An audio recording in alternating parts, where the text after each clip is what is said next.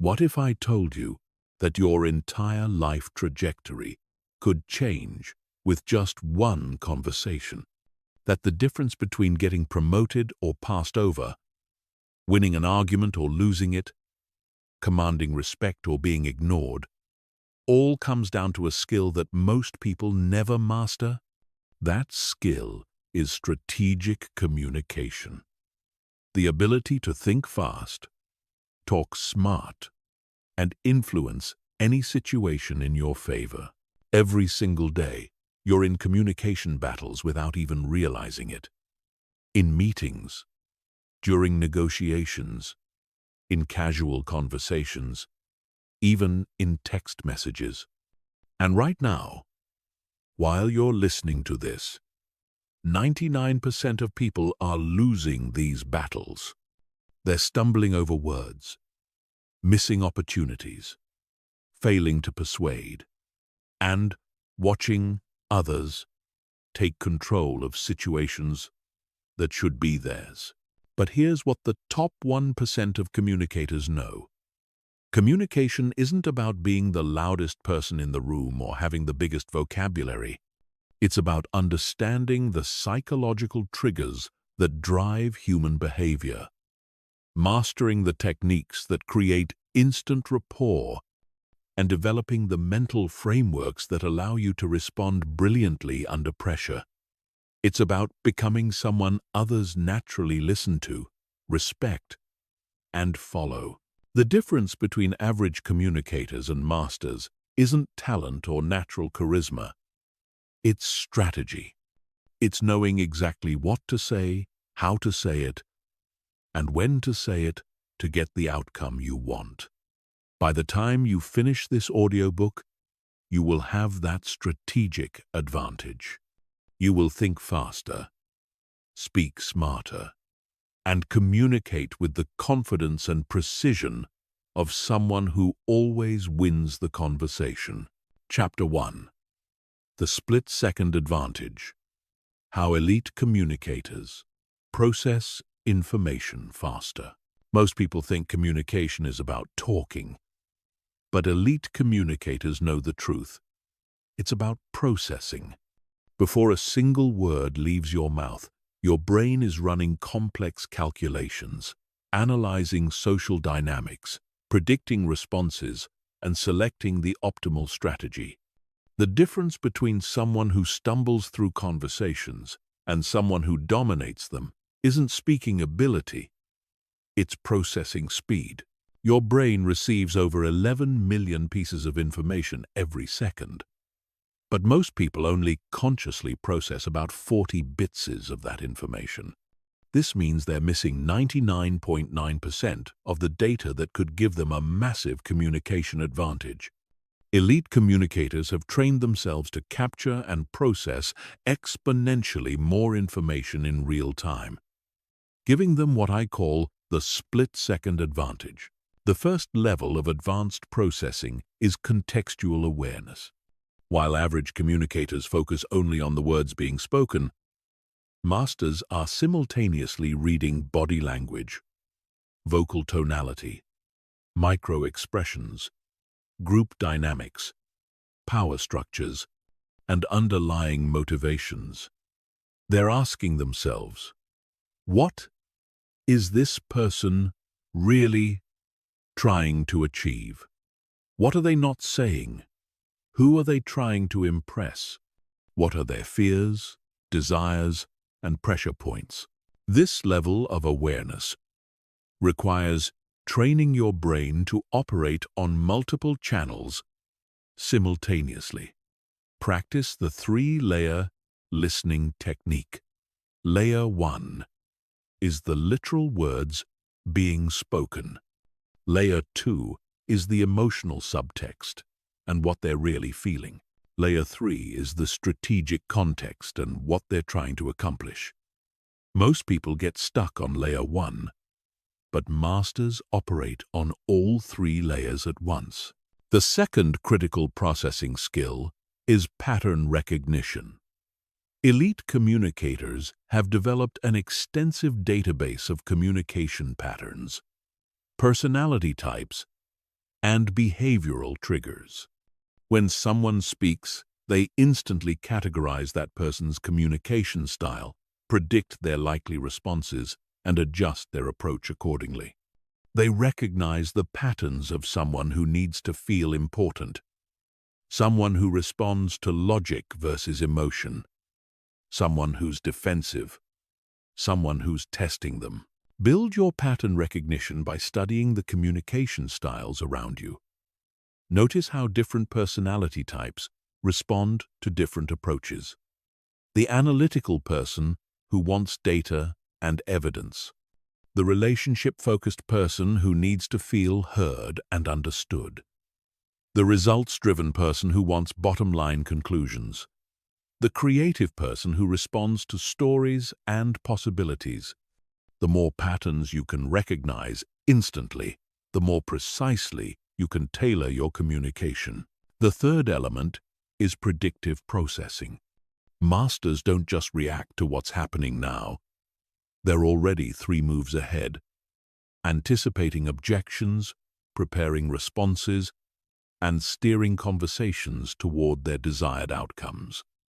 They think like chess players, always considering their opponent's next likely moves and positioning themselves advantageously. Develop predictive processing by gaming out conversations before they happen.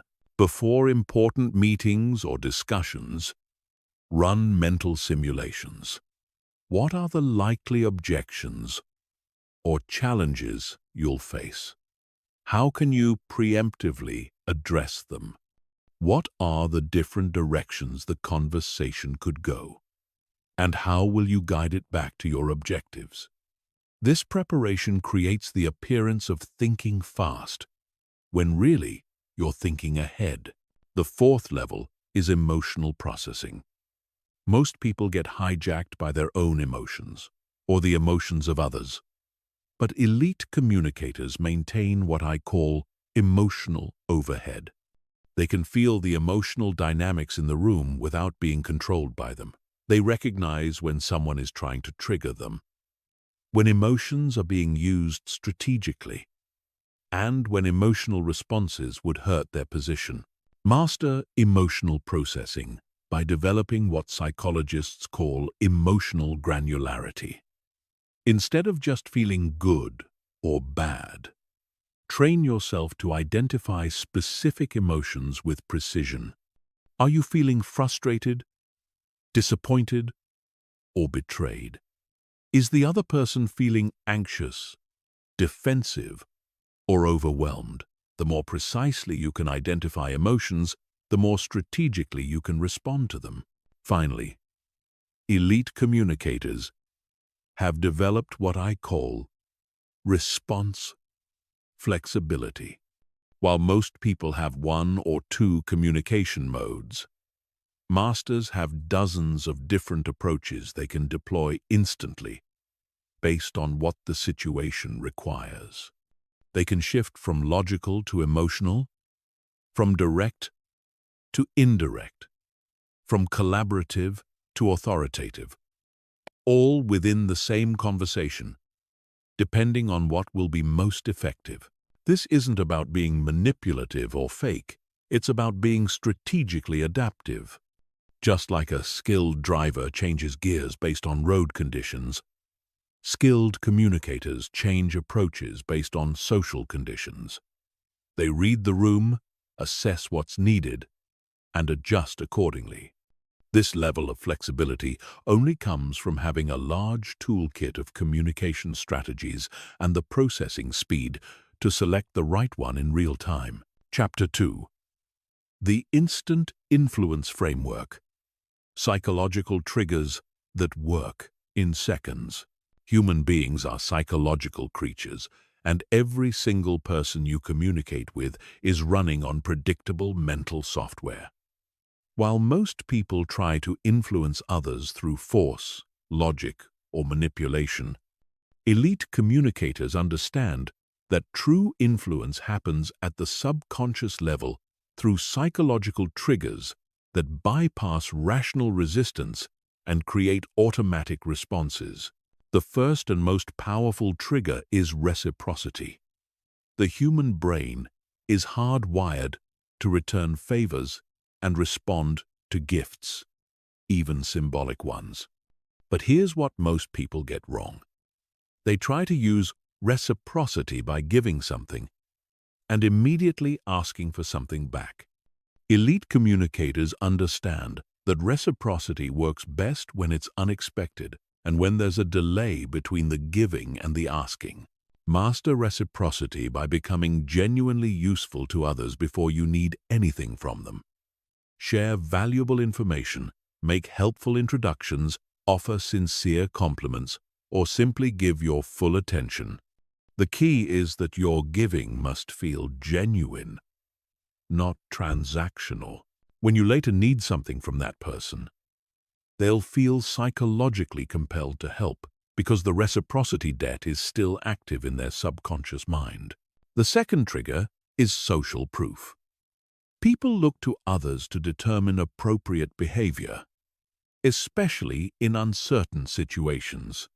Instead of telling someone what to do, show them what others like them have already done. But not just any others, specifically others they respect or identify with. The closer the social proof matches their identity, the more powerful it becomes. Use social proof by collecting and strategically deploying stories of people similar to your listener who have taken the action you want them to take. If you're trying to persuade a cautious decision maker, tell them about another cautious person who carefully evaluated the same decision and chose your path. If you're dealing with someone who prides themselves on being innovative, show them how forward-thinking people are already doing what you're suggesting. The third trigger is commitment and consistency. Once people take a position or make a commitment, they feel psychological pressure to remain consistent with that position, even if circumstances change. Elite communicators don't try to push people toward decisions. They lead them to convince themselves and then commit to positions that align with their goals. Activate this trigger by asking questions that lead people to state positions that support your objectives. Instead of telling someone they should exercise more, ask them if they think regular exercise is important for long-term health. When they say yes, and they will, they've just committed to a position that makes it psychologically difficult to refuse exercise-related suggestions. You're not changing their mind. You're helping them recognize what they already believe. The fourth trigger is authority. People automatically defer to perceived expertise and authority figures, but real authority isn't about titles or credentials. It's about demonstrated competence and confident communication. You can establish authority in any conversation by showing depth of knowledge, speaking with conviction, and using what I call authoritative language patterns. Build instant authority by mastering your subject matter so thoroughly that you can speak about it with genuine confidence. Use specific examples, precise numbers, and insider knowledge that demonstrates you're not just repeating what you've heard elsewhere. Speak in declarative statements rather than tentative suggestions. Instead of, "I think maybe you should consider," say, "The most effective approach is," authority is communicated through certainty, not volume. The fifth trigger is scarcity. People want what they can't have and value what's limited. But crude scarcity tactics like limited time offer are obvious and often backfire. Elite communicators create sophisticated scarcity by highlighting the unique aspects of opportunities, the costs of delay, or the competitive nature of situations. Create authentic scarcity by helping people understand the real limitations they face. Time is always scarce. Attention is always limited. Opportunities often have natural windows. Instead of creating artificial urgency, help people recognize the genuine time sensitivity of their situations and the real costs of indecision or delay. The sixth trigger is liking. People say yes to people they like. But liking isn't about being nice or agreeable. Research shows that we like people who are similar to us, who complement us genuinely, and who we perceive as being on our side. Elite communicators build rapid rapport by finding genuine commonalities, giving authentic recognition, and positioning themselves as allies rather than adversaries. Master the liking trigger by becoming genuinely curious about others and finding authentic points of connection. Look for shared experiences, similar challenges, common goals, or mutual contacts. Give specific, genuine compliments about things you actually admire.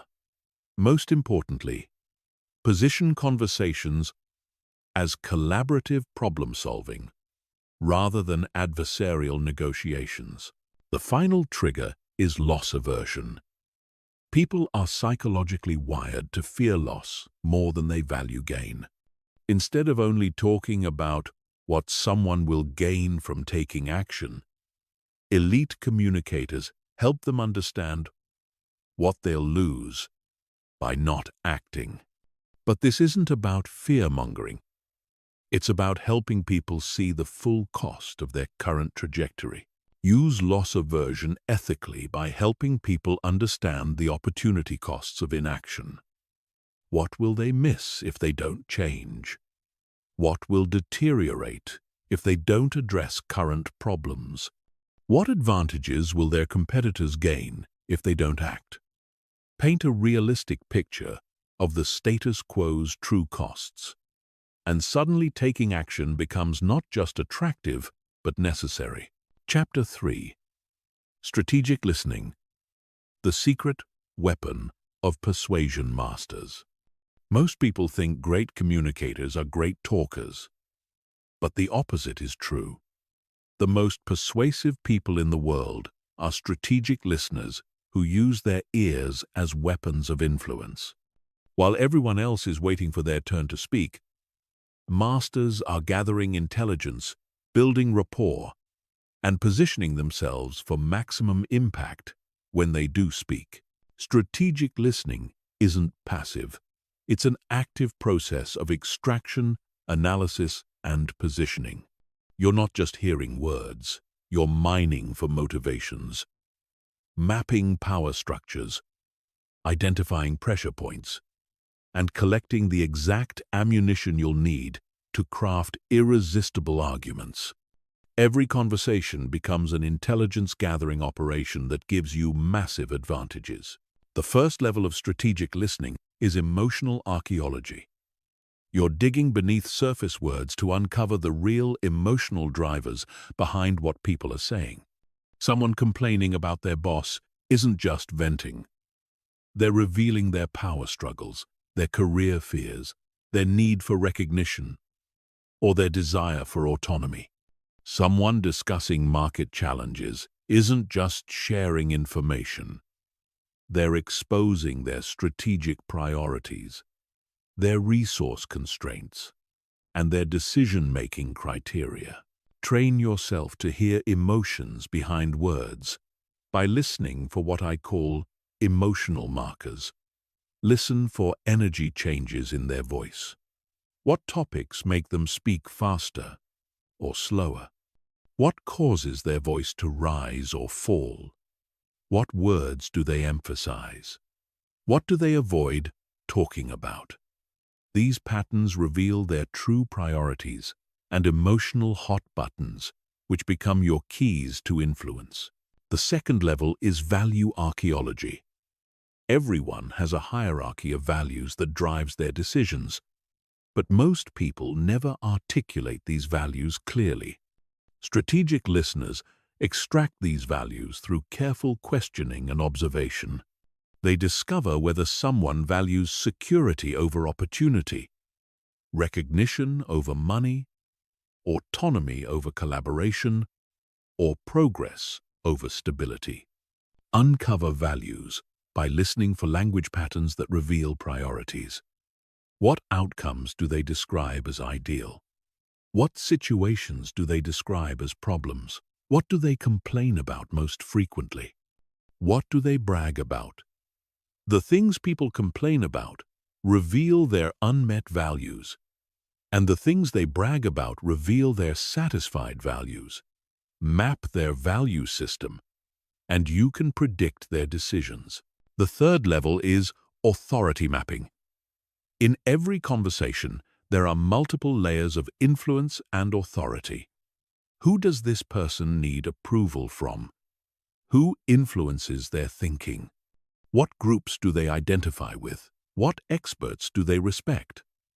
Understanding their authority structure tells you exactly how to position your ideas for maximum acceptance. Map authority by listening for reference points. Who do they quote?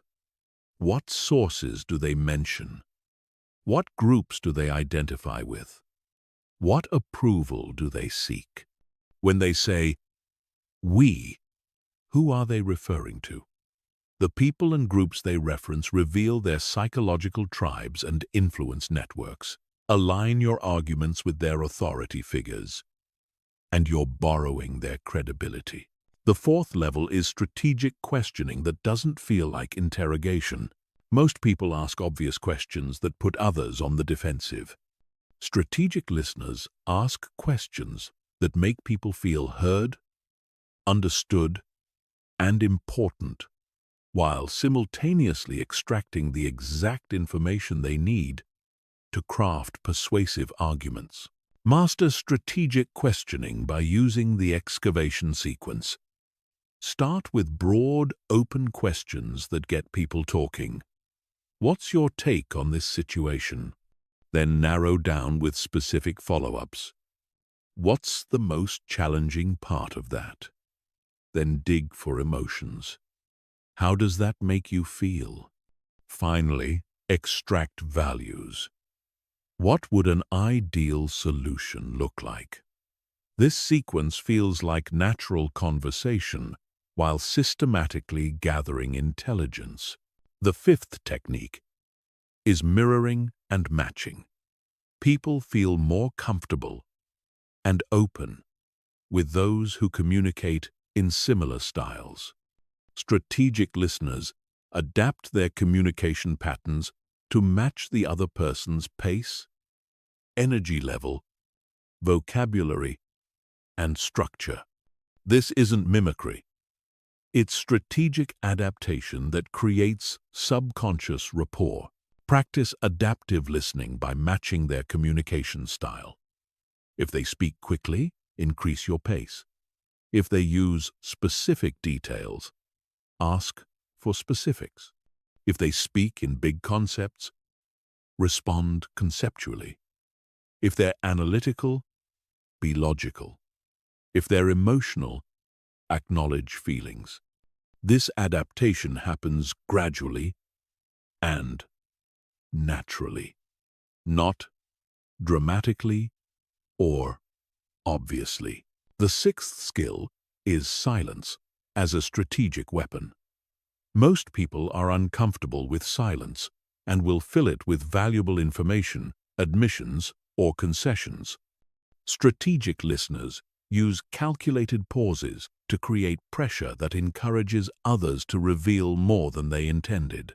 They understand that whoever speaks first often loses leverage. Use strategic silence by simply waiting after someone finishes speaking. Count 3 seconds before responding. Often, they'll add crucial information just to fill the silence. After asking important questions, resist the urge to rephrase or add clarification. Let the silence do the work. This technique is particularly powerful during negotiations or when trying to get someone to commit to a position. The final mastery level is listening for lies, omissions, and manipulation attempts. People rarely lie outright, but they often omit important information, exaggerate certain aspects, or use language to create false impressions. Strategic listeners develop an ear for these deceptions and can adjust their strategies accordingly. Detect deception by listening for inconsistencies in their story, unusually defensive responses, or language that seems designed to impress rather than inform. Listen for what they're not saying. What obvious questions are they not asking? What natural concerns are they not raising? What details are they skipping? Often, what people don't say is more revealing than what they do say. Strategic listening transforms every conversation into an advantage. While others are focused on what they want to say next, you're gathering the exact intelligence you need to craft irresistible arguments, build genuine connections, and position yourself as someone who truly understands what matters to them. Chapter 4. Confidence. Projection. How to command respect through voice, words, and presence. Confidence is the invisible force that determines whether people listen to your words or dismiss them, whether they see you as a leader or a follower, whether they trust your judgment or question your competence. But confidence isn't something you either have or don't have. It's a set of specific behaviors that can be learned, practiced, and deployed strategically to create the exact impression you want. Real confidence isn't about feeling fearless or having no doubts. It's about projecting competence and certainty, even when you're internally uncertain. Elite communicators understand that confidence is performed, not felt. They've mastered the external behaviors that trigger confidence responses in others, regardless of their internal state. The foundation of confidence projection starts with your voice. Your vocal patterns communicate more about your status and competence than your actual words. Most people undermine themselves with vocal habits they don't even notice. They speak too quickly when nervous, end statements with questioning intonation, or use filler words that signal uncertainty. Master vocal confidence through deliberate voice control. Lower your pitch slightly, especially at the end of statements. This creates what psychologists call authoritative intonation, which signals certainty and competence. Slow your speaking pace by 15%, which forces listeners to pay closer attention and suggests that your words are valuable enough to savor. Eliminate filler words like like, and you know, by practicing strategic pauses instead. When you need time to think, pause silently, rather than filling the space with uncertainty signals. The second element is precise word choice that demonstrates competence. Confident communicators use specific language rather than vague generalizations. They quantify their statements with numbers and data. They use active rather than passive voice. They make declarative statements rather than tentative suggestions. Transform your language patterns by replacing weak phrases with strong alternatives. Instead of, "I think maybe we should consider," say, "The most effective approach is," instead of, "I'm not sure," but say, "Based on the evidence," instead of, "Does that make sense?" Say, "Let me know your thoughts," instead of, "I'll try to." Say, "I will." These linguistic shifts signal competence and certainty to listeners' subconscious minds. The third component is strategic body language that projects authority. Your physical presence communicates before you speak a word. Most people adopt defensive or submissive postures without realizing how they're undermining their credibility. They cross their arms, avoid eye contact, fidget, or take up minimal space. Command physical presence through intentional positioning. Take up appropriate space without being aggressive. Keep your shoulders back and chest open. Maintain steady eye contact, looking away occasionally to avoid staring. Use purposeful gestures that support your words, rather than nervous fidgeting. When standing, keep both feet firmly planted, rather than shifting weight. When sitting, claim your space without encroaching on others. The fourth skill is strategic vulnerability. Counterintuitively, projecting complete invulnerability actually reduces credibility because it seems inauthentic.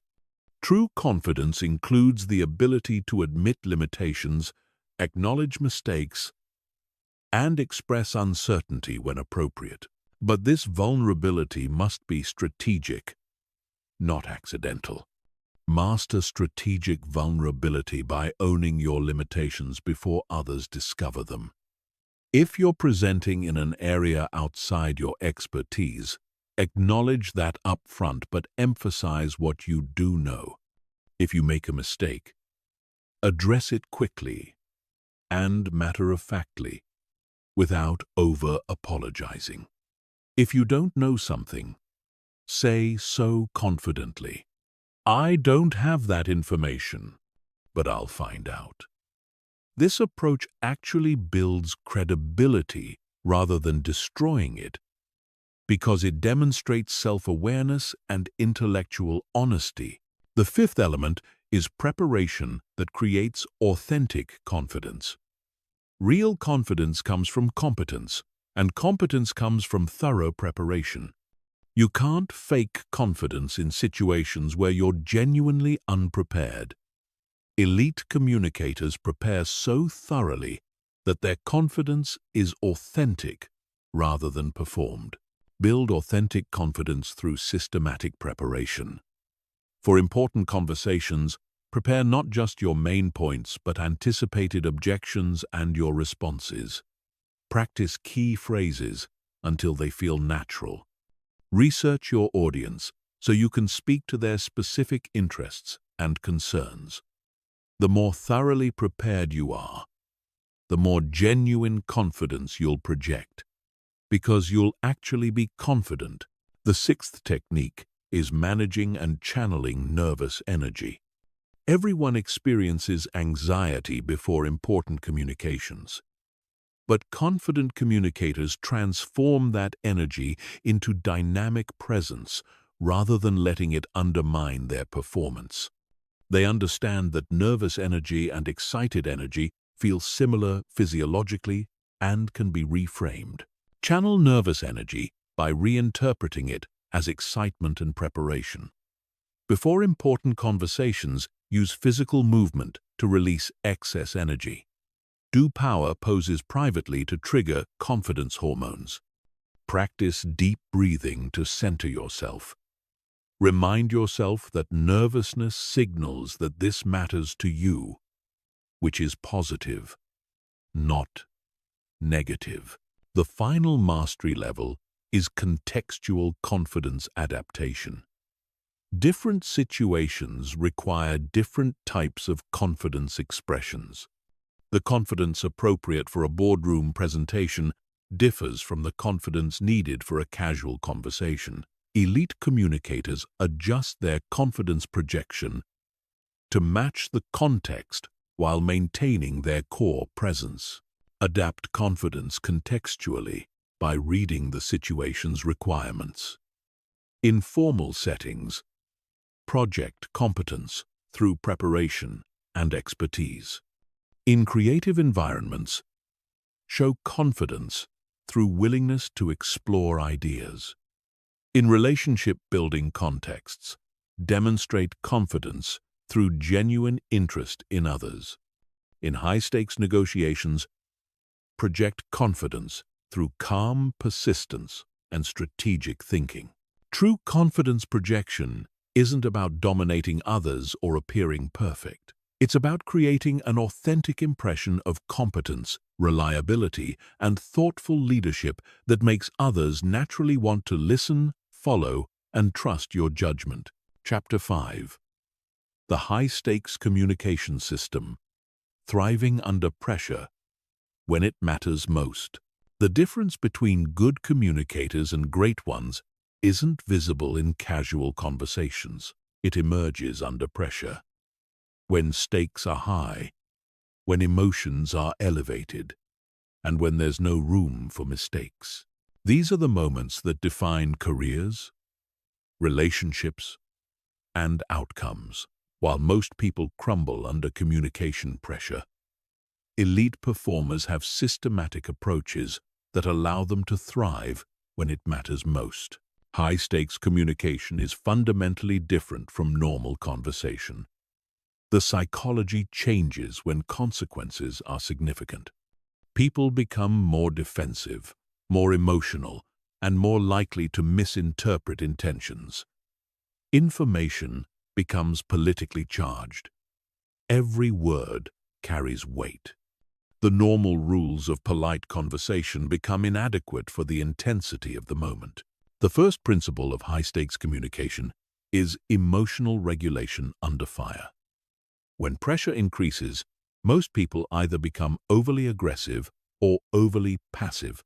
They let emotions hijack their strategic thinking, leading to decisions they later regret. Elite communicators maintain what I call emotional neutrality, a state where they can feel the pressure without being controlled by it.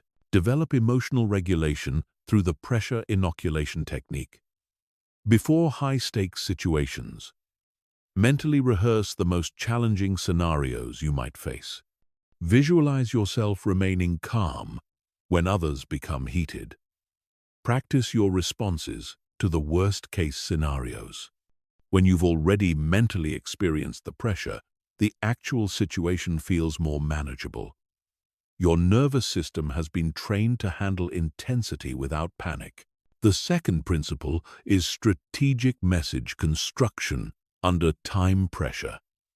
In high-stakes situations, you rarely have time to craft perfect responses. You need frameworks that allow you to construct compelling arguments quickly while avoiding the common traps of saying too much, revealing weaknesses, or making commitments you can't keep. Master rapid message construction through the position-reason-example-benefit framework. First, state your position clearly and briefly. Second, provide one strong reason why this position is correct. Third, give a specific example that illustrates your point. Fourth, explain the benefit or consequence of following your recommendation. This structure ensures your responses are logical, memorable, and persuasive, even under extreme time pressure. The third skill is reading and managing group dynamics in charged environments. High-stakes communication usually involves multiple stakeholders with different agendas, power levels, and emotional states. The ability to quickly assess these dynamics and adjust your approach accordingly is crucial for achieving your objectives without creating unnecessary enemies. Analyze group dynamics by identifying the key players before you speak. Who has the real decision-making authority? Who are the influencers that others look to? Who are potential allies? Who might be threatened by your position? Tailor your message to address the primary decision-maker while acknowledging the concerns of key influencers. This approach builds coalitions rather than resistance. The fourth technique is strategic information management. In high-pressure situations, information becomes a weapon. Revealing too much can undermine your position, while revealing too little can damage credibility. Elite communicators have systematic approaches for deciding what to share. how much detail to provide, and when to hold back critical information for maximum impact. Manage information strategically by using the graduated disclosure method. Start with your strongest, most defensible points. Gauge the response before revealing more sensitive information. Always keep your best evidence in reserve for when you face strong challenges. If others are withholding information, ask direct questions that put pressure on them to be transparent while maintaining your own strategic privacy. The fifth principle is handling hostile or aggressive communication without losing your composure or your position. In high-stakes situations, others may try to intimidate, interrupt, or overwhelm you with aggressive tactics. Most people either fight back aggressively, creating escalation, or submit passively, losing credibility. Counter-aggressive communication through the acknowledge, redirect, refocus technique. First, acknowledge their concern without accepting blame. I understand you're frustrated with this situation. Second, redirect attention from emotion to facts. Let's look at the specific data. Third, refocus on mutual objectives. We both want to solve this problem effectively. This approach diffuses aggression without appearing weak or defensive. The sixth skill is making and extracting commitments in high-pressure environments. High-stakes communication often revolves around getting people to commit to specific actions or decisions. But pressure situations make people reluctant to commit and more likely to hedge or delay. Elite communicators know how to create commitment pressure without appearing pushy or manipulative. Extract commitments through the assumption close technique. Instead of asking if they'll do something, assume they will, and discuss implementation details. When you implement this next week, what support will you need? This approach makes non-commitment feel awkward, while giving them easy ways to agree. Follow up immediately by confirming specific timelines and next steps in writing. The seventh technique is damage control when things go wrong. In high-stakes situations, mistakes have amplified consequences. How you handle errors, omissions, or misunderstandings often matters more than avoiding them entirely. Elite communicators have protocols for quickly acknowledging problems, taking appropriate responsibility, and redirecting focus to solutions. Handle mistakes through immediate ownership and solution focus. Acknowledge the error quickly and specifically. I provided incorrect information about the timeline. Take appropriate responsibility without over-apologizing. That was my mistake. Immediately pivot to solutions. Here's how we can address this. This approach builds credibility rather than destroying it, because it demonstrates competence in handling problems.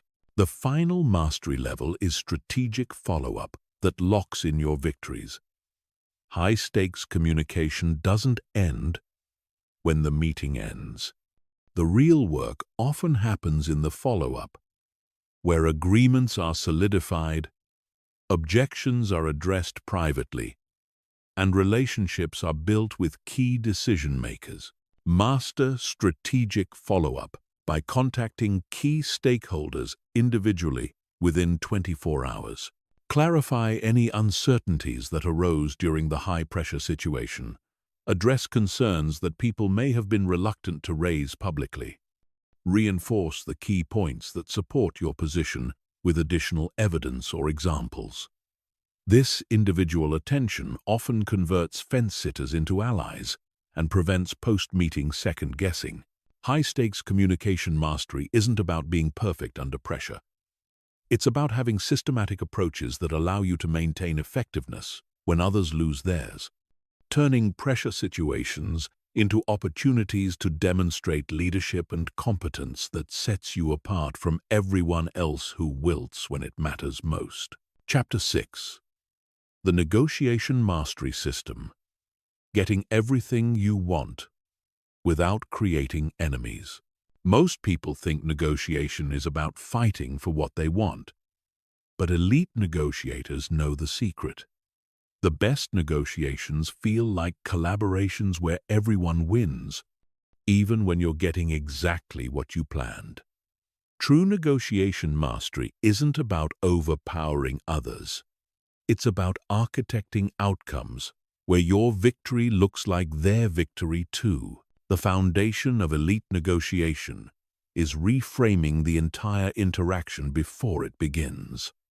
While others see negotiation as a battle over limited resources, masters create abundance by expanding the pie before dividing it.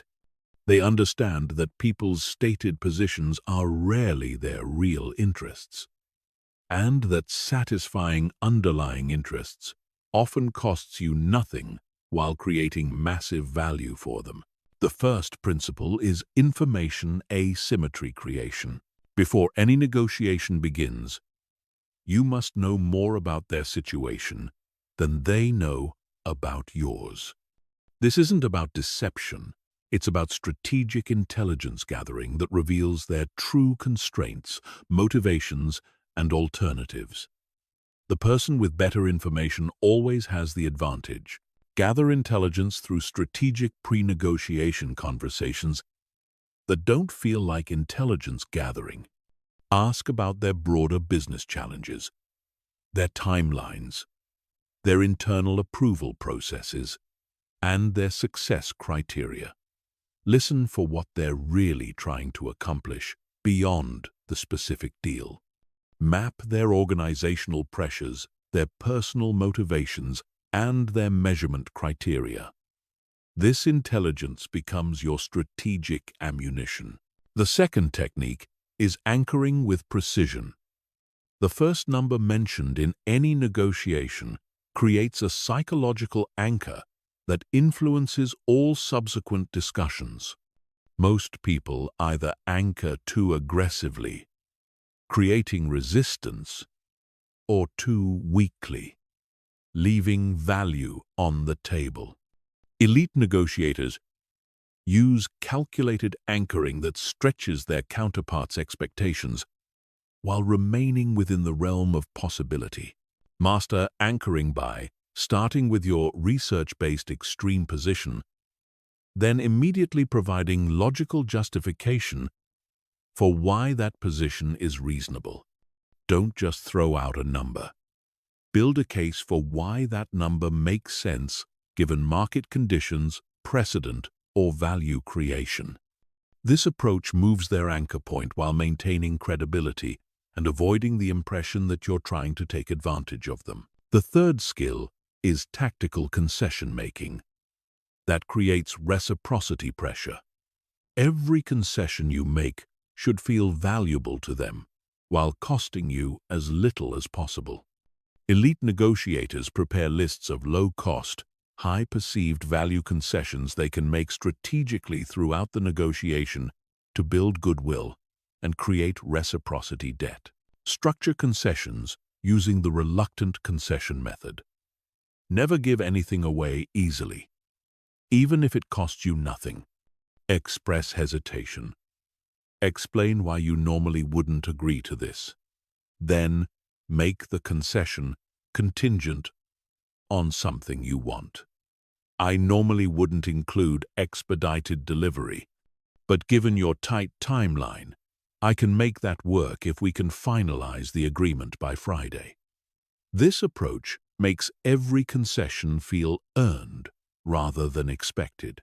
The fourth principle is creating multiple variables to expand trading opportunities. Simple negotiations with only one variable inevitably become win-lose scenarios. Elite negotiators introduce multiple dimensions that allow for creative value exchanges where both parties can win on the variables that matter most to them. Expand negotiation variables by exploring timing, payment terms, scope modifications, service levels, guarantees, exclusivity arrangements, referral commitments, or future considerations. Often, what's expensive for you to provide is inexpensive for them to receive, and vice versa. Find these asymmetries and build trades around them that create mutual value. The fifth technique is strategic deadline management. Time pressure is one of the most powerful forces in negotiation, but most people use it crudely by creating artificial urgency. Elite negotiators understand real deadlines and use them strategically while being prepared to walk away when necessary. Manage deadlines by understanding both sides' real-time constraints, not their stated ones. What happens if this deal doesn't close by their deadline? What are the real consequences? Often, deadlines that seem immovable are actually flexible when you understand the underlying drivers. Use this knowledge to avoid being pressured into bad agreements while applying appropriate pressure when you have timeline advantages. The sixth skill is objection handling that strengthens your position. When someone raises an objection, most people either argue against it directly or give ground immediately. Elite negotiators use objections as opportunities to demonstrate value and build stronger cases for their position. Transform objections using the validate, isolate, reframe technique. First, validate their concern. To show you understand, that's a legitimate consideration. Second, isolate the objection to ensure you're addressing their real concern. If I can address the timeline issue, are there other concerns we need to discuss? Third, reframe the objection in the context of your overall value proposition. The timeline is tight because we prioritize quality, which is exactly why our clients choose us over faster competitors. The seventh principle is strategic use of alternatives and leverage. Your negotiating power comes from your alternatives, not from your arguments. The person who needs the deal least has the most power. Elite negotiators develop strong alternatives before they negotiate and communicate their alternatives subtly throughout the process. Build leverage by always having a plan B that you're genuinely willing to execute. This isn't about bluffing, it's about creating real options that reduce your dependence on any single negotiation. When you truly don't need to make a deal, you negotiate from a position of strength that others can sense, even if you never explicitly mention your alternatives. The final mastery level is emotional intelligence throughout high-pressure negotiations. Elite negotiators read and manage emotions, both their own and their counterparts, to keep negotiations productive even when tensions rise. They recognize when emotions are genuine versus strategic, when to acknowledge emotions versus ignore them, and when to take breaks versus push through. Master negotiation, emotional intelligence, by staying calm when others become heated, acknowledging emotions without being controlled by them, and using emotional peaks strategically. When someone becomes angry or frustrated, often the best response is to remain calm and say, "I can see this is important to you. Help me understand what's driving this concern." This approach diffuses emotion while gathering intelligence about their real priorities. Elite negotiation isn't about winning at others' expense. It's about creating outcomes that serve your interests, while giving others legitimate reasons to feel good about the agreement. This approach builds long-term relationships while achieving your objectives, turning one-time negotiations into ongoing partnerships that create value for years. Chapter 7. Advanced People Reading. Decoding. Hidden intentions and unspoken motivations. While most people take others at face value, elite communicators are constantly reading beneath the surface, gathering intelligence about true motivations, hidden agendas, and unspoken concerns. This isn't mind reading, it's systematic observation and analysis of the subtle signals people constantly broadcast about their real thoughts and feelings. The foundation of advanced people reading is understanding that humans are terrible at hiding their internal states. We leak information constantly through micro-expressions, body language, vocal patterns, word choices, and behavioral inconsistencies. The key is training yourself to notice and interpret these signals accurately while avoiding the common pitfall of overanalyzing or projecting your own biases. The first level is baseline establishment. Before you can read someone's deviations, you need to understand their normal patterns.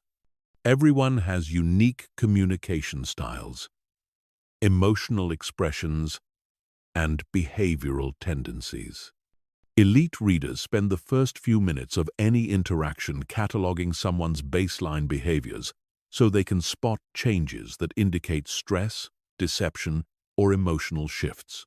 Establish baselines by observing their normal pace of speech, typical gestures, usual eye contact patterns, standard posture, and comfortable conversation topics. Notice how they behave when discussing neutral subjects before moving to more sensitive areas.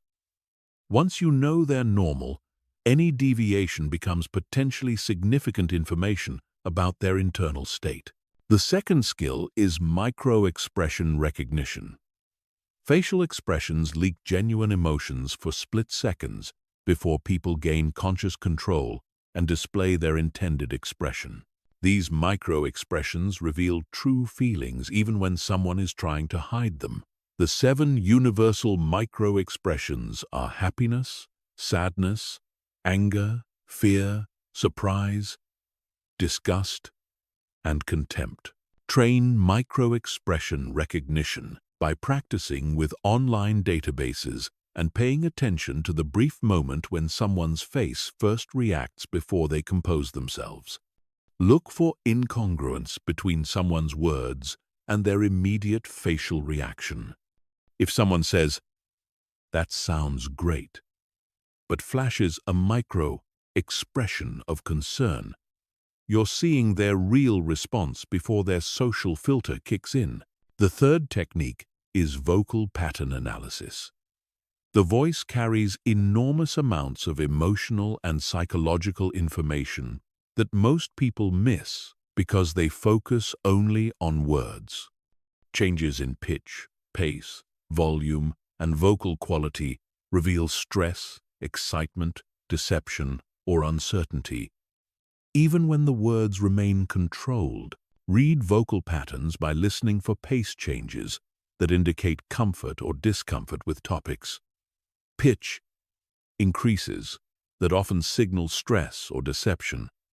Volume changes that reveal confidence levels, and vocal quality shifts like breathiness or tension that indicate emotional states. Someone might say, "I'm completely confident about this," while their voice becomes higher and faster, revealing their actual uncertainty. The fourth level is body language cluster analysis. Individual gestures can be misleading, but patterns of body language create reliable pictures of internal states. Elite readers look for clusters of behaviors that reinforce each other, rather than interpreting single gestures in isolation. Analyze body language clusters by looking for multiple simultaneous signals that point in the same direction. Defensiveness might show up as crossed arms, plus lean-back posture, plus reduced eye contact, plus closed lip expressions. Genuine interest might appear as forward lean, plus open gestures, plus increased eye contact, plus animated expressions. The more signals that align, the more confident you can be in your interpretation. The fifth skill is linguistic analysis that reveals thought patterns and priorities. People's word choices, sentence structures, and speech patterns reveal how they think, what they prioritize, and what they're trying to avoid discussing.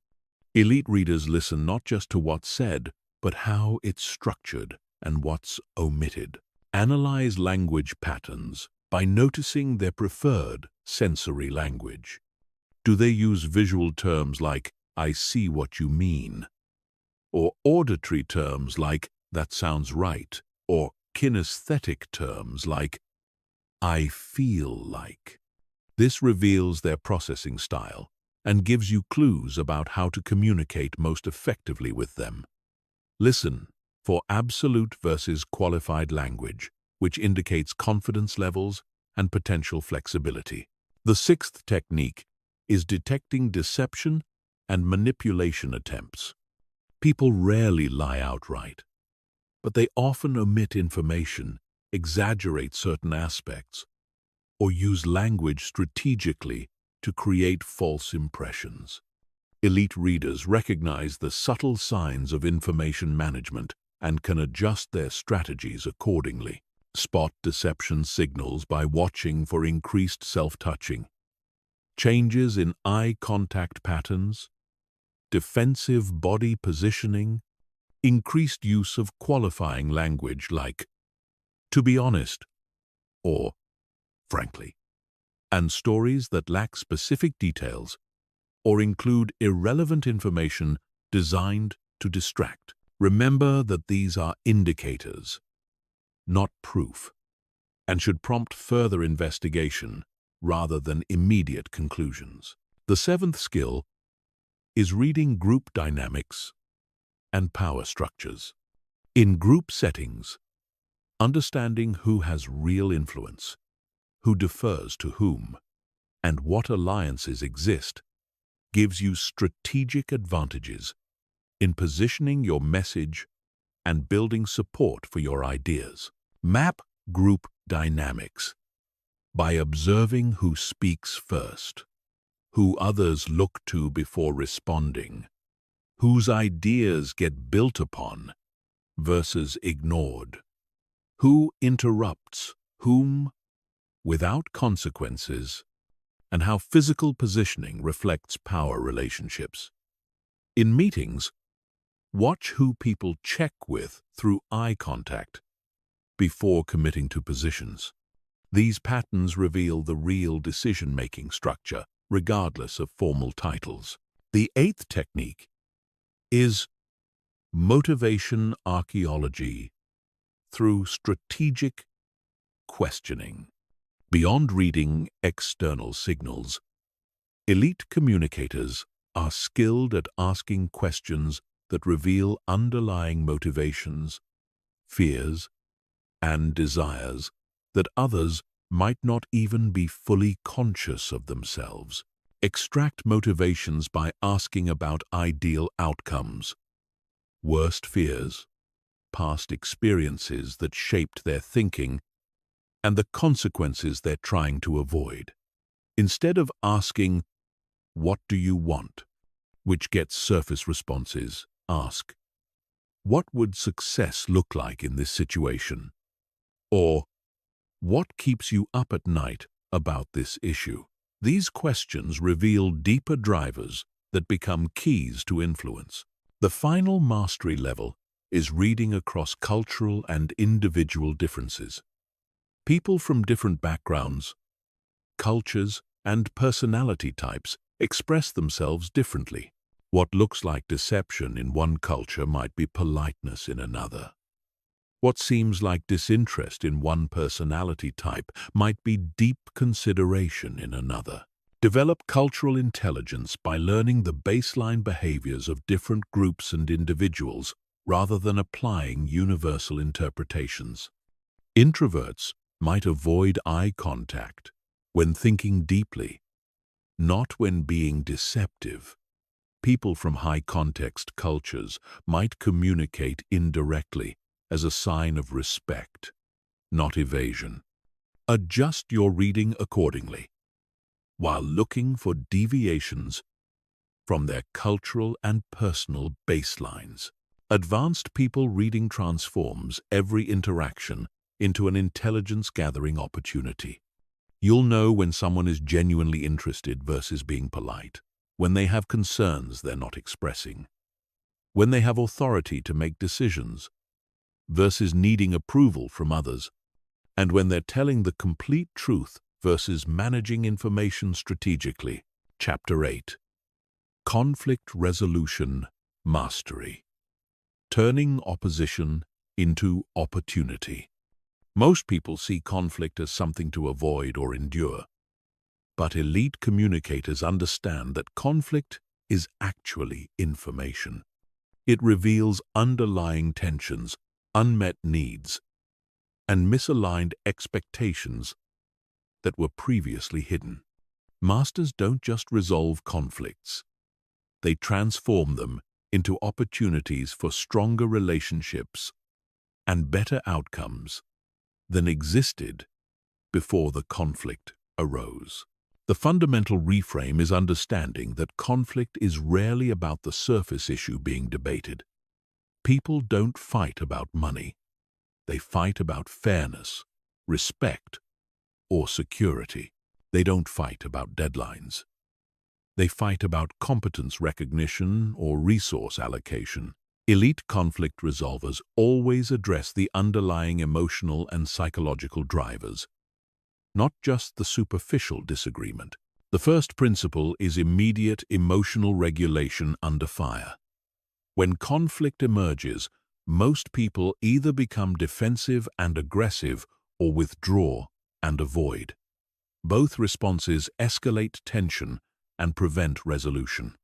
Elite communicators maintain what I call conflict composure, staying calm and strategic, even when others become emotional. Develop conflict composure through the physiological reset technique. When you feel your emotional temperature rising, immediately slow your breathing, lower your voice, and pause before responding. This activates your parasympathetic nervous system and prevents the fight or flight response from hijacking your strategic thinking. Your calm presence becomes an anchor that can actually de-escalate others.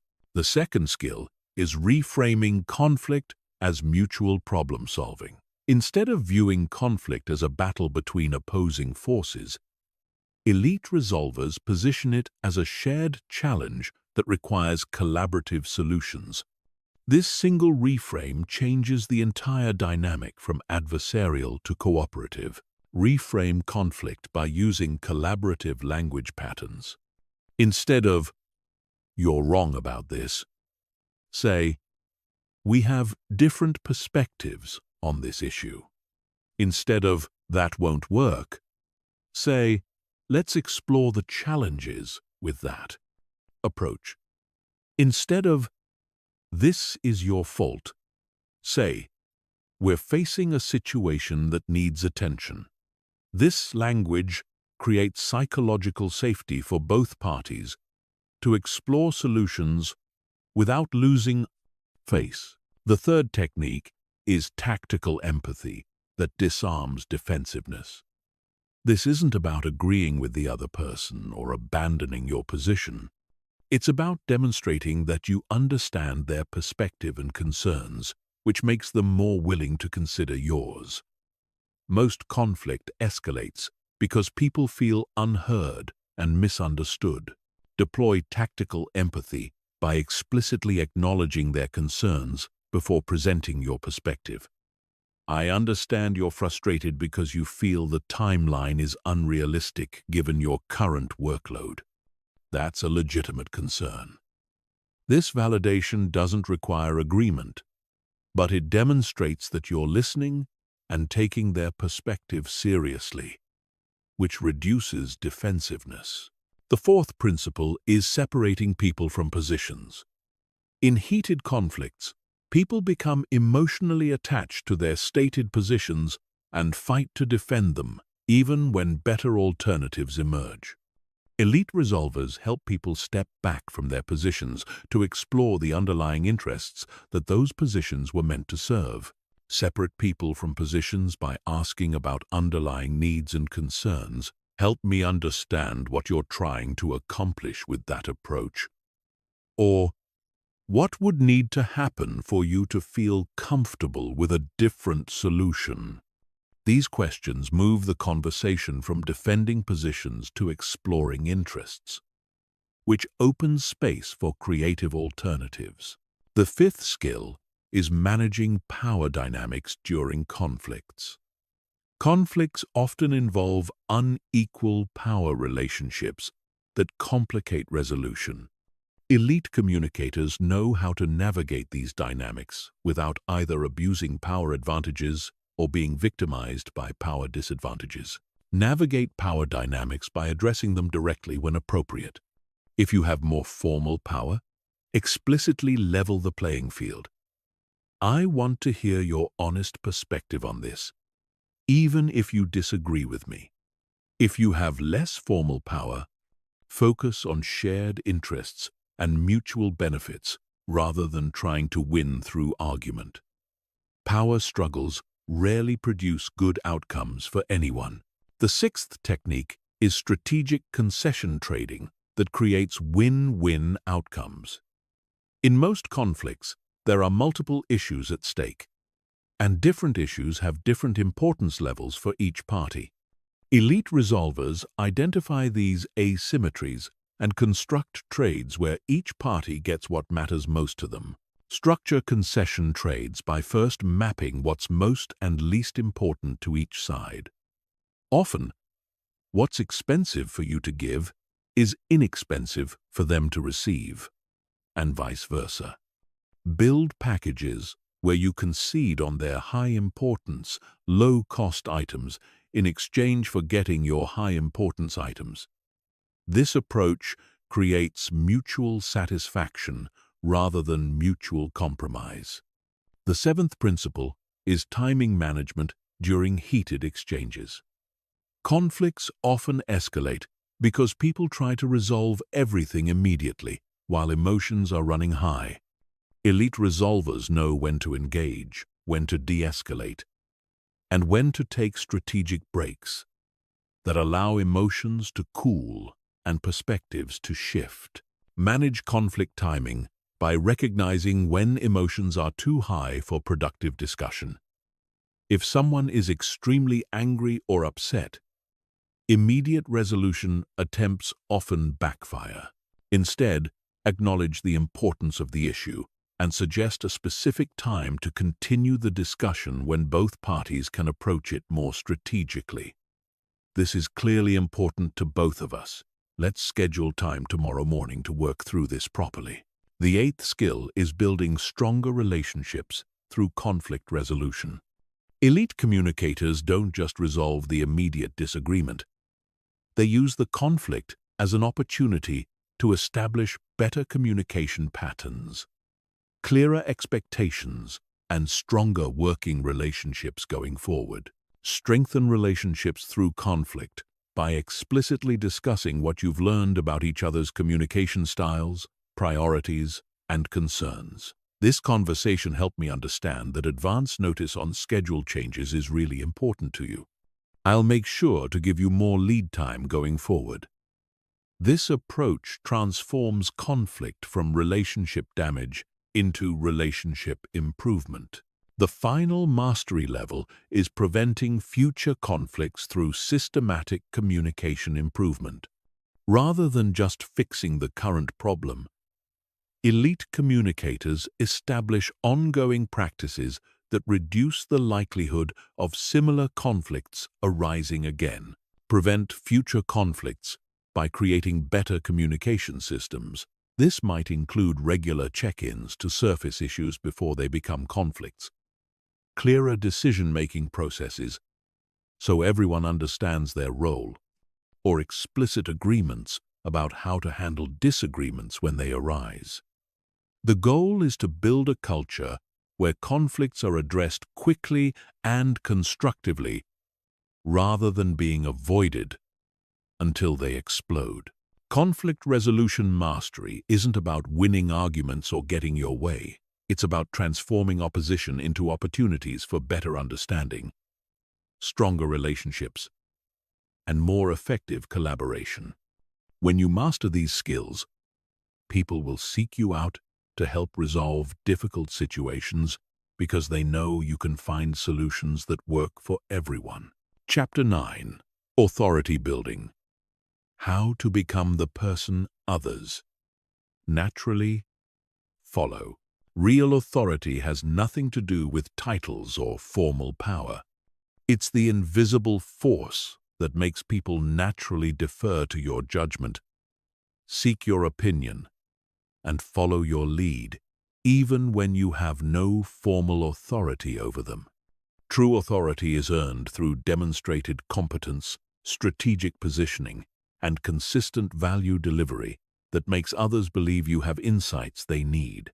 The foundation of authority building is understanding that authority is perception, and perception is manageable. People grant authority to those they believe have superior knowledge, judgment, or capability in areas that matter to them. Your job is to systematically build and communicate competence in ways that create this perception without appearing arrogant or self-promotional. The first principle is expertise demonstration through strategic knowledge display. Simply being competent isn't enough if others don't recognize your competence. Elite authority builders have systematic approaches for showcasing their expertise in ways that feel natural and helpful rather than boastful. Demonstrate expertise by becoming the go-to source for valuable information in your area. Share insights that others find useful. Provide analysis that helps people understand complex situations. Offer perspectives that reveal patterns others miss. Do this consistently across multiple channels and contexts, so people begin to associate you with valuable thinking in your domain. The second technique is strategic opinion leadership through thought contribution. Authority figures don't just respond to conversations, they shape them. They introduce new frameworks, challenge conventional wisdom, and articulate positions that influence how others think about important issues. Build thought leadership by taking clear positions on important issues in your field and articulating the reasoning behind those positions. Write articles, speak at events, participate in important conversations, and offer frameworks that help others organize their thinking. When people start referencing your ideas or using your frameworks, you're building intellectual authority. The third skill is competence amplification through selective challenge acceptance. Authority is built by successfully handling difficult situations that others can't or won't tackle. Elite authority builders strategically take on challenging projects or problems that allow them to demonstrate superior capability. Amplify competence by volunteering for high-visibility challenges where success will be noticed and attributed to your capabilities. Look for problems that others have struggled with or avoided.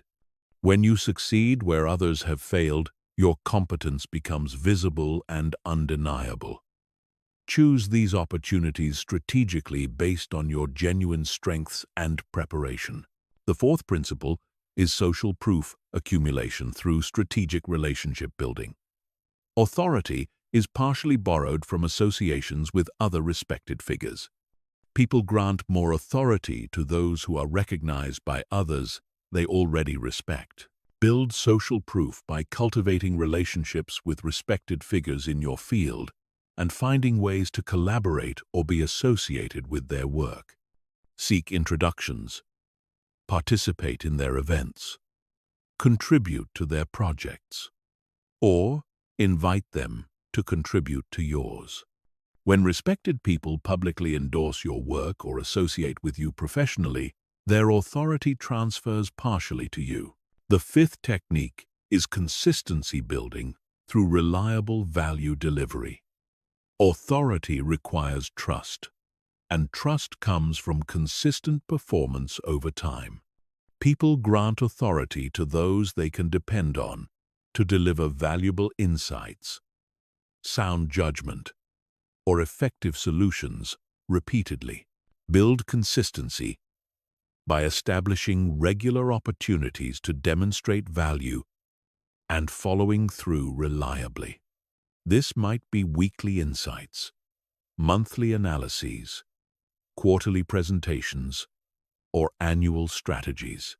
The key is creating expectations and meeting them consistently so people come to depend on your contributions and see you as a reliable source of value. The sixth skill is strategic positioning through selective accessibility. Authority figures are available when it matters, but aren't constantly accessible for trivial issues. They position themselves as valuable resources whose time and attention are worth seeking. Position yourself strategically by being generous with valuable insights while being selective about your time. Respond quickly and thoughtfully to important requests, while politely deferring less critical demands. This approach creates scarcity around your attention while demonstrating that you prioritize impact over ego, which actually enhances your authority. The seventh principle is influence expansion through systematic network building. Authority grows through networks of people who recognize and amplify your expertise. Elite authority builders are strategic about cultivating relationships that extend their influence beyond their immediate circle. Expand influence by building relationships across multiple levels and functions within your industry or organization. Cultivate relationships with peers who can refer opportunities to you, junior people who can become advocates as they advance, and senior people who can provide sponsorship and visibility. This multi-level approach ensures your authority recognition spreads systematically. The eighth technique is legacy creation through knowledge transfer. True authority builders don't just accumulate influence for themselves. They create lasting impact by developing others and building systems that outlast their direct involvement. Create legacy by actively developing others and sharing your frameworks, insights, and approaches in ways that create lasting value. Mentor rising talent. Document your methodologies, create training programs, or build systems that embed your approaches into ongoing operations. When your influence continues even in your absence, you've built lasting authority. The final mastery level is humble authority that attracts rather than repels. The most powerful authority figures are those who wear their expertise lightly, acknowledge their limitations, and use their influence to elevate others rather than just themselves. Practice humble authority by being confident about your expertise while remaining curious about areas outside your knowledge. Giving credit generously to others who contribute to your success, acknowledging mistakes quickly and learning from them publicly, and using your platform to highlight others' good work rather than just your own. This approach attracts loyalty and builds sustainable influence. Authority building is a long-term process that requires consistency, strategic thinking, and genuine value creation. When done correctly, it creates a virtuous cycle where your growing influence provides more opportunities to demonstrate competence, which builds more influence, which creates more opportunities. The key is focusing on genuine value creation rather than self-promotion, because authority that's based on real competence is the only kind that lasts. Chapter 10. Verbal precision. The language patterns that control outcomes. Words are not just communication tools. They are programming languages for human consciousness. The specific words you choose, the patterns you use, and the structures you employ literally shape how others think about situations, themselves, and their options. Elite communicators understand that verbal precision is the difference between suggesting ideas and implanting them. Most people use language carelessly, saying roughly what they mean and hoping others understand their intention. But elite communicators treat every word as a strategic choice that either advances their objectives or undermines them. They understand that small changes in language create massive changes in psychological impact. The first principle is presupposition mastery that bypasses resistance. Instead of directly stating what you want someone to believe or do, you embed those assumptions into the structure of your sentences so they're accepted unconsciously before the person can evaluate them consciously. Master presuppositions by structuring sentences that assume the outcomes you want. Instead of, if you decide to move forward with this project, say, when you move forward with this project. Instead of, do you think this approach could work? Say, how do you think this approach will work best?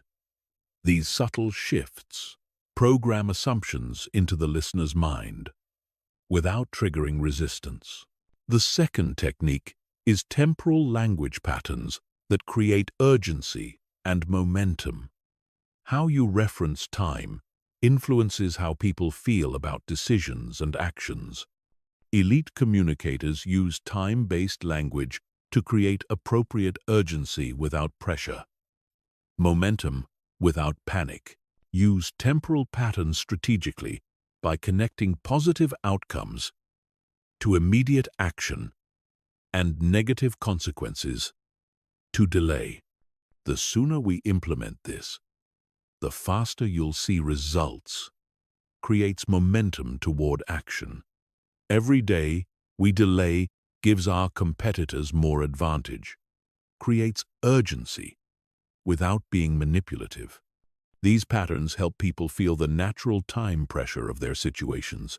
The third skill is certainty versus possibility language that calibrates confidence levels. Different situations require different certainty levels in your language. Sometimes you need to project confidence and conviction. Other times, you need to acknowledge uncertainty while maintaining credibility. Calibrate certainty language by matching your confidence level to your actual knowledge and the situation's requirements. Use definitive language like, "This will result in," when you have strong evidence and need to project confidence. Use possibility language like, "This is likely to result in," when you're less certain but still want to make the case. Match your language to your knowledge to maintain credibility. The fourth principle is emotional language selection that creates desired feelings. Every word carries emotional weight that influences how people feel about ideas, situations, and options. Elite communicators choose words specifically for their emotional impact, not just their literal meaning. Select emotional language by considering the feelings you want to create, then choosing words that generate those emotions. Instead of cost reduction, say efficiency improvement. Instead of problem, say opportunity for improvement. Instead of failure, say learning experience. These shifts don't change facts, but they change how people feel about facts, which influences their decisions. The fifth technique is specificity versus generality calibration. Specific language creates credibility and clarity, while general language creates flexibility and agreement. Elite communicators move fluidly between specific and general language based on their strategic objectives in each moment. Calibrate specificity by being specific when you want to build credibility and general when you want to build agreement. Our approach increased efficiency by 23% in the first quarter, is specific and credible. This approach significantly improves performance, is general and harder to argue with. Use specificity to prove points and generality to build consensus. The sixth skill is question patterns that guide thinking in desired directions. Questions are incredibly powerful because they force mental processing in specific directions. Elite communicators ask questions not just to gather information but to direct others' thinking toward conclusions that support their objectives. Master question patterns by asking questions that lead people to convince themselves. Instead of telling someone they should prioritize this project, ask, given your goals for this quarter, what would be the impact of completing this project versus delaying it? This approach makes them think through your logic and reach your conclusion independently. The seventh principle is contrast frames that highlight advantages. How you position options influences which ones seem attractive. Elite communicators create linguistic frames that make their preferred options appear obviously superior without disparaging alternatives. Create contrast frames by juxtaposing your preferred option with less attractive alternatives in ways that highlight your option's advantages. We could continue with the current approach and accept the ongoing inefficiencies, or we could implement this new system and solve the problem permanently. This framing makes one choice seem obviously superior without appearing manipulative. The eighth technique is ownership language that creates psychological investment. When people use language that implies ownership or personal involvement with ideas, they become psychologically committed to those ideas. Elite communicators guide others to use ownership language about their proposals. Encourage ownership language by asking questions that require people to envision themselves implementing or benefiting from your ideas. How would you roll this out to your team? Makes them think about implementation as if they've already decided to proceed. What results would you expect to see? Makes them envision the benefits personally. The ninth skill is authority language that establishes credibility without arrogance. How you reference your expertise, experience, or knowledge influences whether others see you as credible or arrogant. Elite communicators demonstrate authority through subtle language patterns rather than explicit claims. Use authority language subtly by referencing your experience indirectly through specific examples and insights rather than general claims about your expertise. Instead of, "I'm an expert in this area," say, "In my experience working with similar companies, the most effective approach has been." This demonstrates authority through specificity rather than self-promotion. The final mastery level is adaptive language matching that builds unconscious rapport. People are more influenced by those who speak in patterns similar to their own. Elite communicators adapt their language patterns to match their audience while maintaining their core message. Match language patterns by observing and adapting to others' communication styles. If they speak in big concepts, respond conceptually. If they use specific data, provide specifics. If they're relationship-focused, use collaborative language. If they're results-oriented, use outcome language. This adaptation creates unconscious comfort that makes your message more persuasive. Verbal precision isn't about manipulation or trickery. It's about choosing language that accurately represents your ideas while presenting them in ways that create the best possible outcomes for everyone involved. When you master these patterns, your words become tools of transformation that help others see possibilities, make better decisions, and take actions that serve everyone's interests. Chapter 11. Persuasion Mastery. The Psychology of Inevitable Agreement. Most people think persuasion is about having the best arguments or being the most convincing speaker, but elite persuaders understand that true persuasion happens before you even start talking. It's about creating psychological conditions where your ideas feel like natural conclusions rather than external suggestions. Real persuasion mastery means people convince themselves. The foundation of elite persuasion is understanding that humans make decisions emotionally and then justify them logically. While most people lead with facts and hope for emotional buy-in, masters do the opposite. They create emotional resonance first, then provide logical frameworks that allow people to feel smart about decisions they already want to make. The first principle is desire architecture that makes your proposal feel inevitable. Instead of trying to convince people to want something different, elite persuaders identify what people already want and position their ideas as the obvious path to getting it. They become bridges between current desires and better outcomes. Master desire architecture by starting every persuasion attempt with deep investigation into what the other person really wants to achieve, avoid, or experience. Don't ask them directly what they want, because most people don't consciously know their real motivations.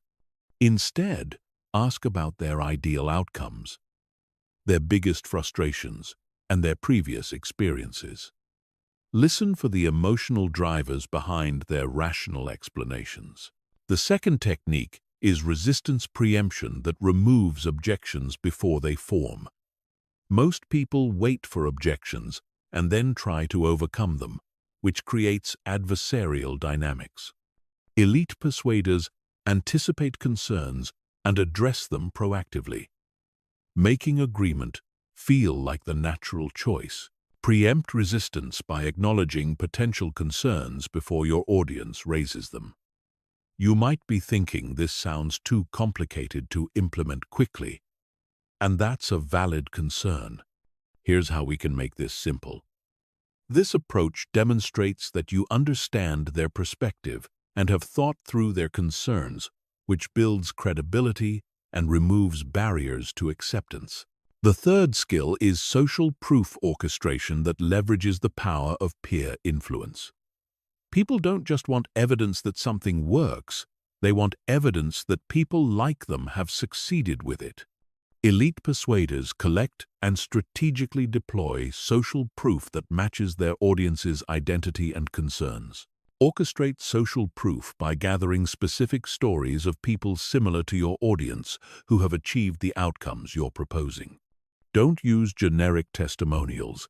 Use detailed case studies that show the decision-making process, implementation challenges, and specific results. The more similar the social proof to your audience's situation, the more powerful it becomes. The fourth principle is commitment escalation that builds psychological investment gradually.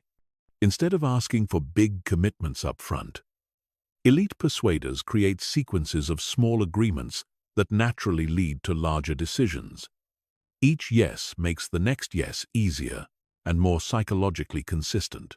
Structure commitment escalation by starting with easy agreements about problems or desired outcomes, then gradually moving towards solution agreement and implementation commitment. Do you agree that this situation needs to be addressed? Leads to, do you think this approach could solve it? Which leads to, what would need to happen to move forward? Each step feels natural while building momentum toward your objective. The fifth technique is value reframing that shifts perspective on costs and benefits. How people evaluate options depends entirely on the frame of reference you establish. Elite persuaders don't just present benefits, they reframe the entire context to make their proposal appear obviously valuable. Master value. Reframing. By changing the comparison points and time horizons people use to evaluate your proposal. Instead of comparing your solution to doing nothing, compare it to the cost of the status quo over time. Instead of focusing on upfront investment, focus on long-term return. The question isn't whether this costs money. It's whether the cost of not solving this problem is higher than the cost of solving it. The sixth skill is urgency creation through genuine scarcity. Artificial deadline pressure often backfires, but authentic urgency based on real consequences creates appropriate motivation without manipulation. Elite persuaders help people understand the true costs of delay and the real windows for opportunity. Create authentic urgency by revealing the natural time pressures that already exist in their situation. Market windows close. Competitive advantages erode. Problems compound. And opportunities move to others who act faster. Help them see these realities without creating artificial pressure. While we're discussing this, your competitors are moving forward with their solutions. What's the cost of falling further behind? The seventh principle is objection transformation that turns resistance into reasons to proceed. When someone objects to your proposal, most people see it as a problem to overcome. Elite persuaders see objections as information about what matters most to the person, which becomes the key to crafting irresistible responses.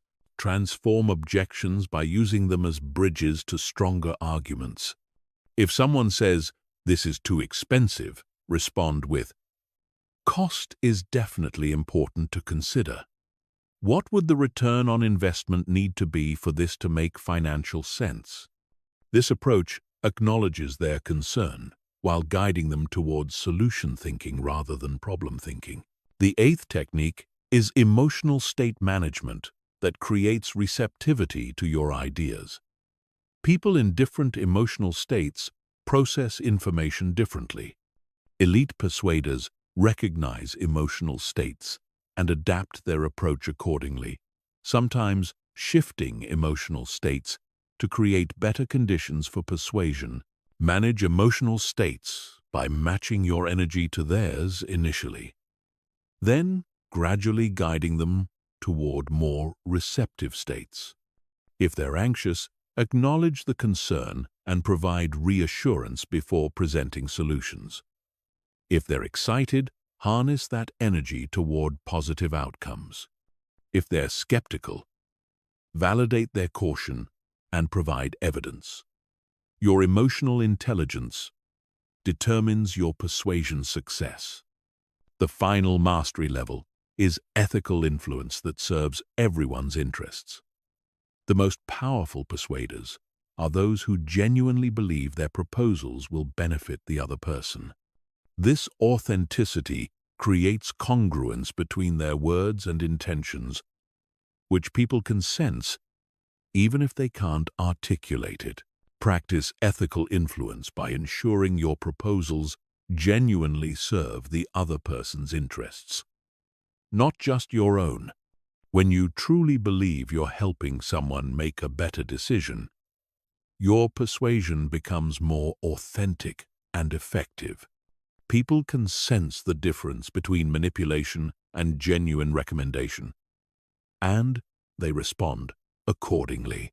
True persuasion mastery isn't about getting people to do what you want.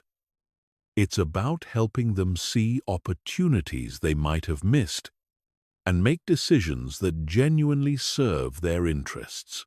When you master these principles, people don't feel persuaded, they feel enlightened. Chapter 12. Digital Communication Excellence. Mastering virtual and written influence. The digital age has fundamentally changed communication, creating new opportunities and new challenges that most people haven't adapted to.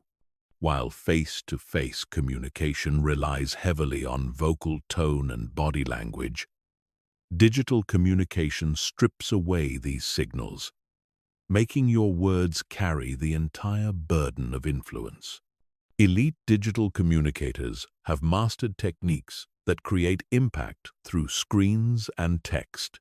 The foundation of digital communication excellence is understanding that virtual interactions require intentional amplification of signals that would be natural in person.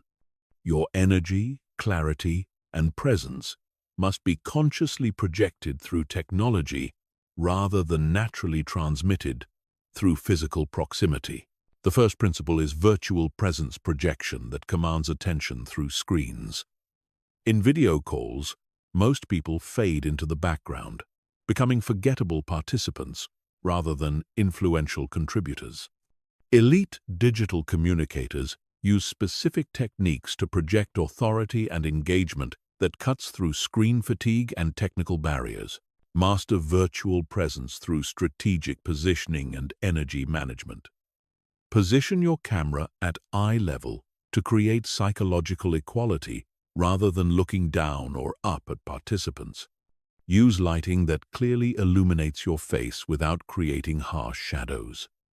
Most importantly, project 20% more energy than feels natural, because screens absorb energy and enthusiasm.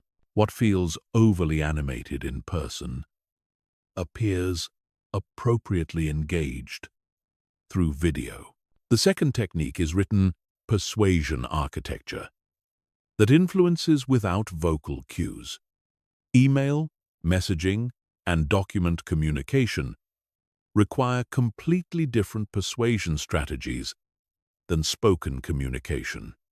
You must create engagement, build rapport, and guide decision-making using only words and structure. Structure written persuasion using the attention, interest, desire, action framework adapted for digital formats. Grab attention with specific, relevant subject lines or opening sentences. Build interest through immediate value or intriguing questions. Create desire by painting clear pictures of outcomes and benefits. Drive action with specific, time-bound requests. Every written communication should guide the reader toward a clear next step. The third skill is asynchronous influence that works across time zones and delayed responses. Digital communication often happens with delays between messages, which requires different strategies than real-time conversation. Elite digital communicators craft messages that maintain influence even when responses come hours or days later.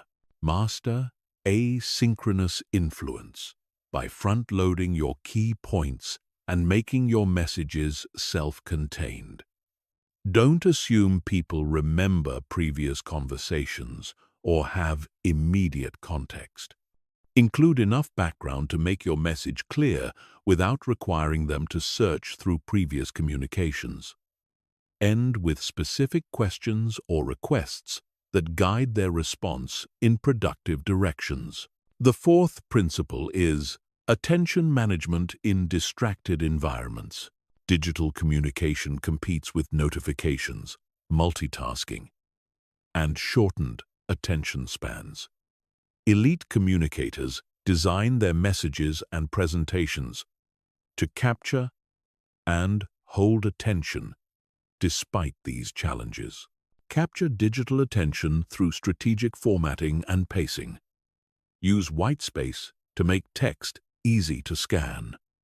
Include bullet points and numbered lists for complex information. Bold key phrases that convey your main points, even if they only skim. Keep paragraphs short and focused on single ideas.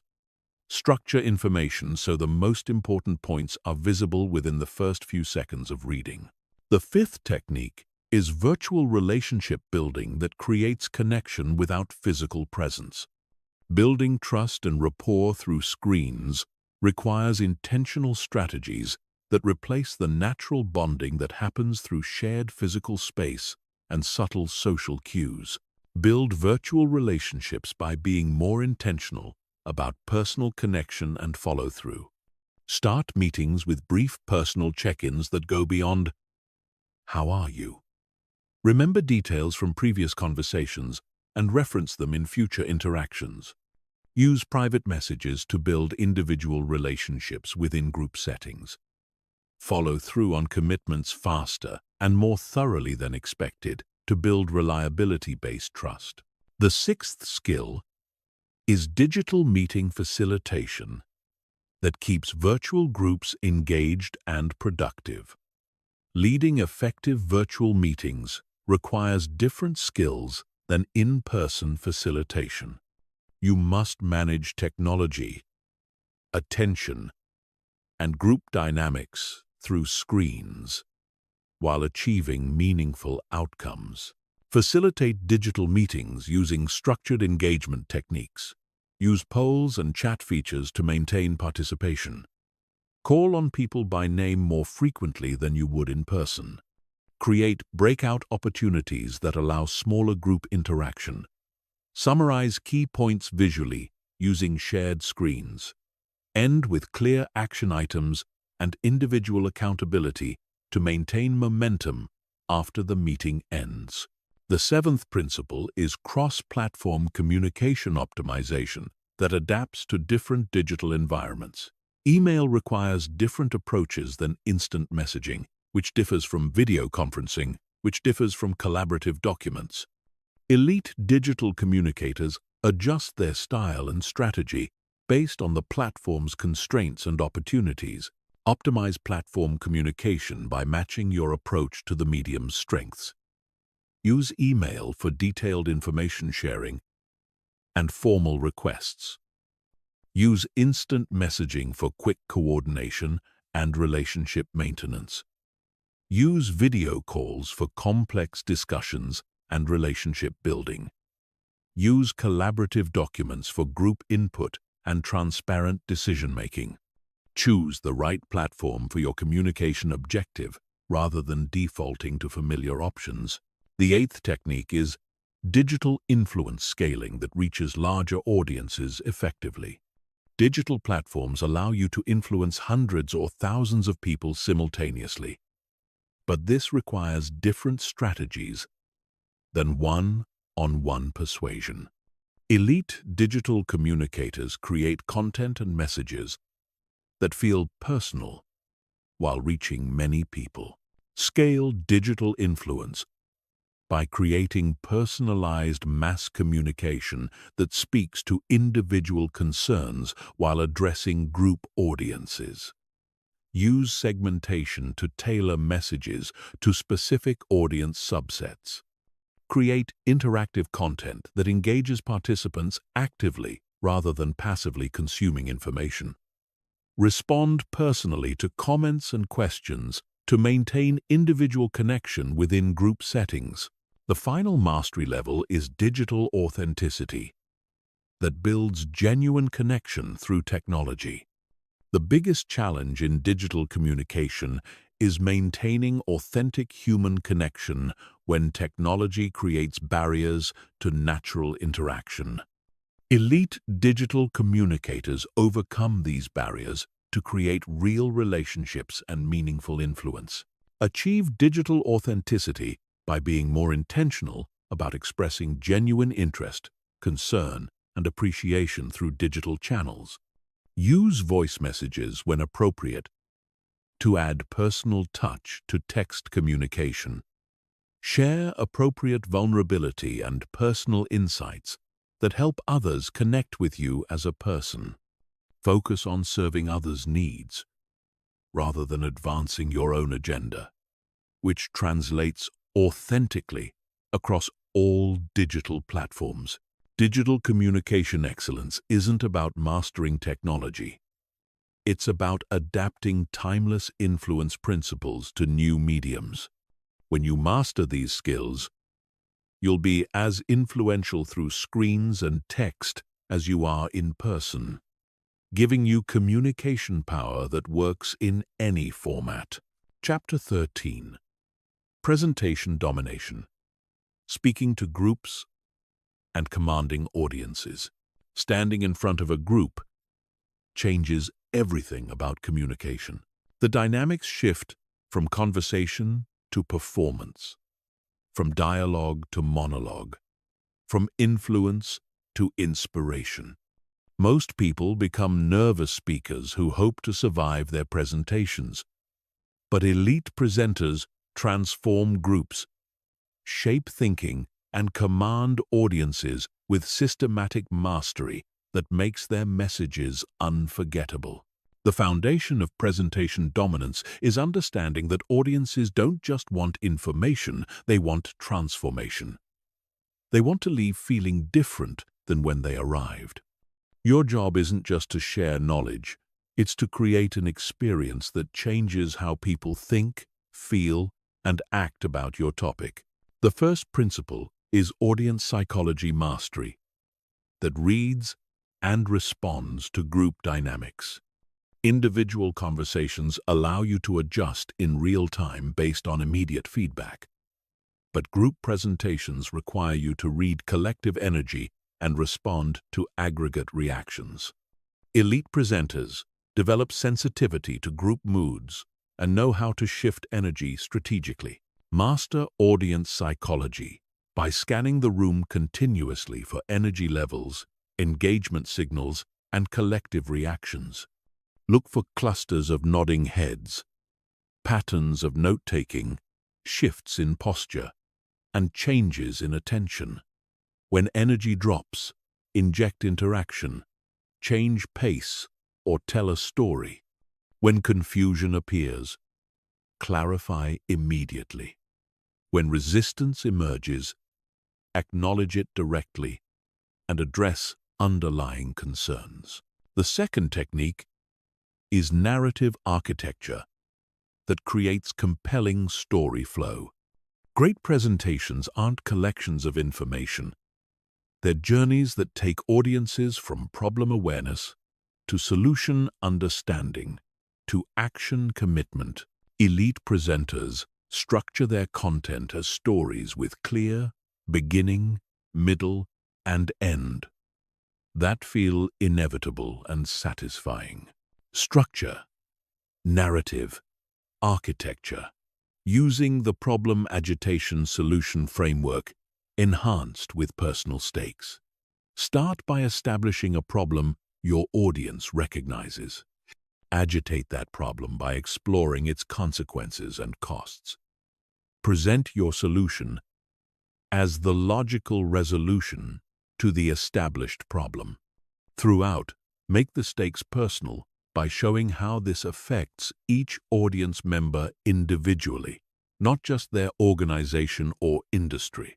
The third skill is vocal command that projects authority and maintains attention.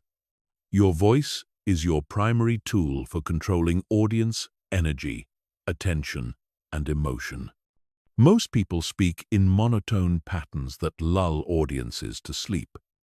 But elite presenters use vocal variety strategically to create engagement and emphasize key points. Develop vocal command through intentional pace, pitch, and volume variation. Slow down for important points to let them sink in. Speed up during transitions to maintain momentum. Lower your pitch to convey authority and importance. Raise your pitch to express excitement or urgency. Vary your volume to create intimate moments and powerful crescendos. Use strategic pauses to create emphasis and allow processing time. The fourth principle is physical presence that fills the space and commands attention. Your body language communicates before you speak a word and continues to reinforce or undermine your message throughout your presentation. Elite presenters use movement, gestures, and positioning strategically to enhance their influence and maintain Engagement. Command physical presence by claiming appropriate space without appearing aggressive. Move with purpose rather than nervous pacing.